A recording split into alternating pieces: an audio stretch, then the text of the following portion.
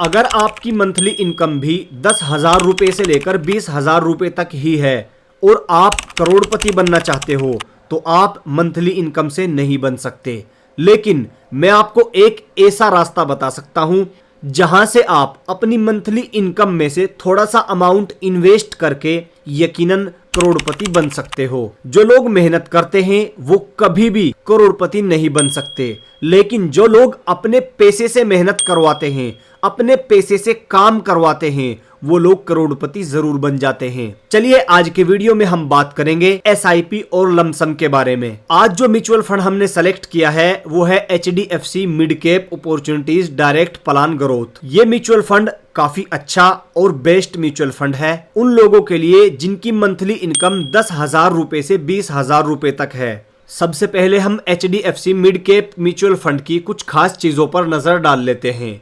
अगर हम बात करें 3 साल के रिटर्न की तो 34% के आसपास 3 साल का रिटर्न है, और अगर 5 ईयर की देखें यानी 5 साल का रिटर्न देखें तो 20% 21% के आसपास है। नेट एसेट वैल्यू की बात करें तो 140 रुपए है। रेटिंग की बात करें तो 5 में से 4 रेटिंग मिली है। मिनिमम एसआईपी अमाउंट 100 रुपए से स्टार्ट कर सकते हो। अगर इसका फंड साइज देखें तो यहां पर देख सकते हो 48,686 करोड़ का फंड साइज है। अगर बात करें होल्डिंग की तो इस म्यूचुअल फंड ने 63 कंपनियों में पैसा लगाया है।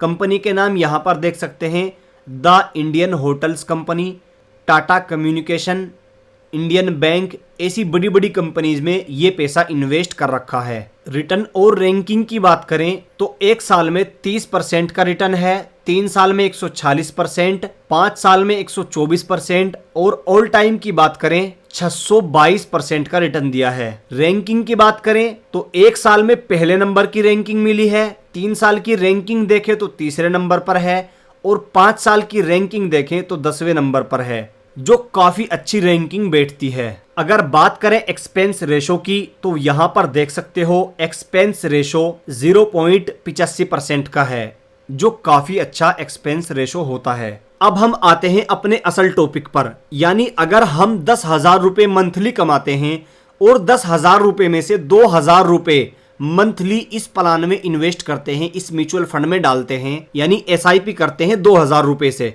तो देखते हैं क्या होता है। यहां पर हम डाल देते हैं 2,000, उसके बाद हम यहां परसेंट मान के चलते हैं 20%, यानी 20% का रिटर्न हम लेके चलते हैं। और अगर 5 साल तक हम इसको इन्वेस्ट करते हैं तो हमारा जो 5 साल में इन्वेस्ट होगा, यहां आप देख सकते हैं 1,20,000 रुपए इन्वेस्ट हो जाएगा, और 5 साल के बाद हमारे अमाउंट की टोटल वैल्यू 2 लाख रुपए प्लस हो जाएगी। लेकिन अगर हम इसको 5 साल की बजाय 10 साल करते हैं तो हमारा यही पैसा 2,40,000 रुपए इन्वेस्ट होगा, हमारी जो टोटल वैल्यू होगी वो 7,64,000 रुपए हो जाएगी। यहां पर देख सकते हो। और अगर 10 साल के बजाय 15 साल करते हैं तो हमारा जो टोटल पैसा इन्वेस्ट होगा 3,60,000 होगा, और टोटल वैल्यू 15 साल के बाद जो मिलेगी वो 22 लाख रुपए होगी। अगर 20 साल के लिए इन्वेस्ट करते हैं तो हमारा जो इन्वेस्ट होगा 4,80,000 रुपए होगा, और टोटल वैल्यू जो हमें मिलेगी 63 लाख रुपए होगी।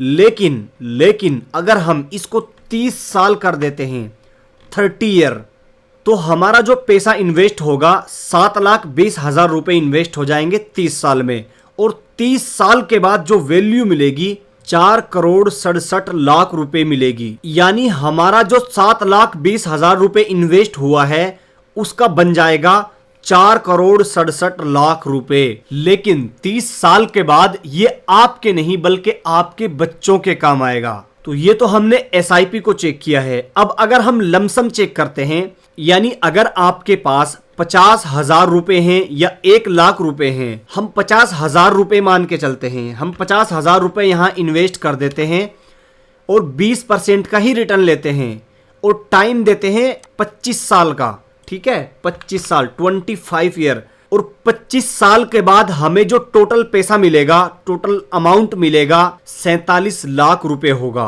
इसलिए अगर आप 1 लाख रुपए इन्वेस्ट कर देते हैं और 1 लाख रुपए को 25 के बजाय 30 साल के लिए इन्वेस्ट करते हैं, तो आपके पास जो इन्वेस्ट अमाउंट है आपका वो 1 लाख रुपए है, और टोटल वैल्यू जो आपको 30 साल के बाद मिलेगी वो 2,37,00,000 रुपए होगी, जो देखने और सुनने के काबिल है। बाकी इस म्यूचुअल फंड के बारे में आप और अच्छे से जानकारी कर लें। अगर आपको ये अच्छा लगता है, मेरी तरह आप भी इसमें इन्वेस्ट कर सकते हैं।